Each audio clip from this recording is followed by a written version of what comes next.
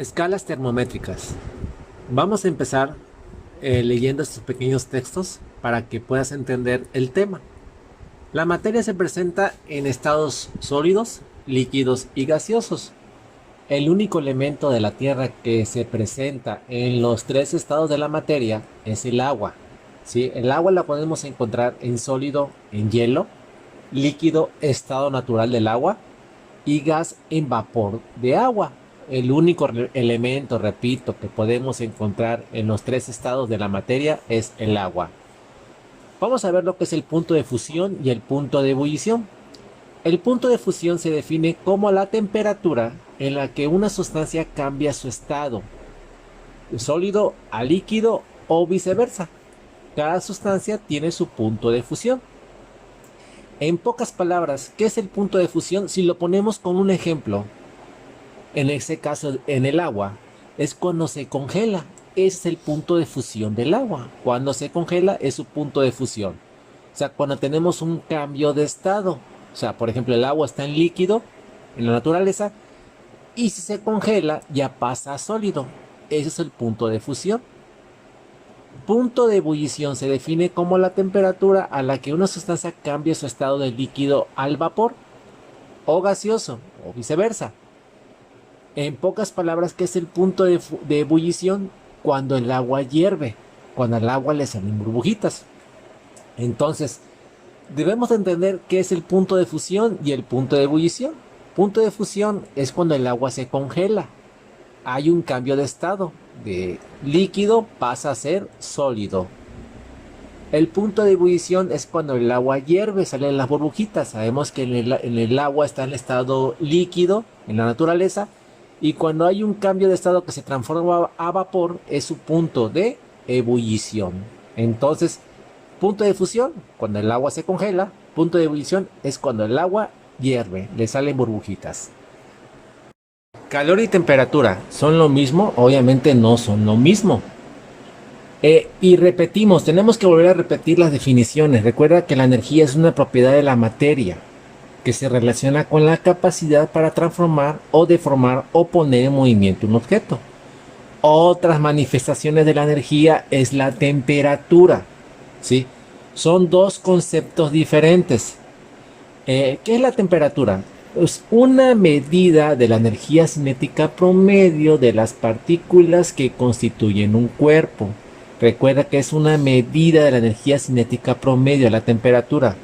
¿Y qué es el calor? Es la transferencia de energía de un cuerpo a otro con diferentes temperaturas, ¿sí? Sabemos que en este caso el calor es cómo se mueve la energía, cómo se mueve de los cuerpos, y la temperatura pues obviamente es la absorción de ese calor en los cuerpos. Son conceptos totalmente diferentes. Escalas de temperatura. Vamos a ver la primera escala de temperatura, que es la escala Celsius, pero siempre te voy a poner 3 termómetros a la derecha y vamos a ir explicando uno por uno, ¿sí? Anders Celsius ideó la escala termométrica, que lleva su nombre. Eligió como punto de referencia para un termómetro de mercurio la temperatura de fusión del hielo y de ebullición del agua a nivel del mar. Asignó al primero el valor de 100 y al segundo el valor de 0, con lo cual fijó el valor del grado centígrados o grados Celsius como la centésima parte del intervalo de temperatura comprendido entre esos dos valores. ¿Qué hizo Celsius? Experimentó con el agua. O sea, el agua fue su punto de referencia para idear su escala termométrica.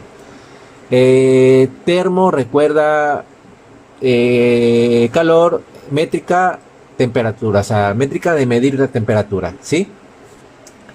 Vamos a ver, en el termómetro de medio está grados centígrados. O sea, tiene el nombre de Celsius. Y hay unas líneas que lo atraviesan.